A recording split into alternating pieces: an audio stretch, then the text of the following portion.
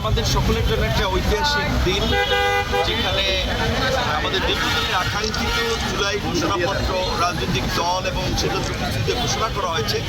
কিন্তু আমাদের যে প্রত্যাশাটা ছিল যে বিশেষ করে এত বিস্তৃত, যেমন এখানে একটা বিস্তৃত ইতিহাসের ধারাবাহিকতা বর্ণনা করা হয়েছে, ঘোষণাপত্র আসলে সংক্ষেপ হয় এবং হয়তো আমাদের ধারণা ছিল যে এখানে এই 24-এর গণঅভ্যুত্থানের প্রেক্ষাপটটা হয়তো টানা হতে পারে। সেই প্রেক্ষাপট হচ্ছে 2018 সালের পুনঃসংস্কার আন্দোলন এবং বিশেষ করে আমরা গত 1.5 দশকের ফ্যাসিবাদ এবং এই ফ্যাসিবাদী ব্যবস্থার বিলোপের জন্য আমরা যে রাষ্ট্র সংস্কার চাই এবং রাষ্ট্র রাজনীতির সংস্কার একটা যে ব্যাপক জন আকাঙ্ক্ষা তৈরি হয়েছে, সেইটার একটা আকাঙ্ক্ষা বাস্তবায়নের জন্য একটা আইনগত এবং একটা নৈতিক এই ঘোষণাপত্র দেওয়া হবে। কিন্তু জুলাই সনদ বাস্তবায়নের বিষয়ে এখানে বোধহয় ওইভাবে আইনগতভাবে খুব বেশি কিছুতে ফোকাস করা হয় না। এই কার্যত আগামী নির্বাচন এবং নির্বাচনের পরের যে সংসদ হবে সেই সংসদের উপর ছেড়ে দেওয়া হয়েছে। সেক্ষেত্রে আমরা মনে করি এই জন আকাঙ্ক্ষার কতটুকু বাস্তবায়ন হবে সেটা নিয়ে একটা ধোঁয়াশা তৈরি হয়েছে।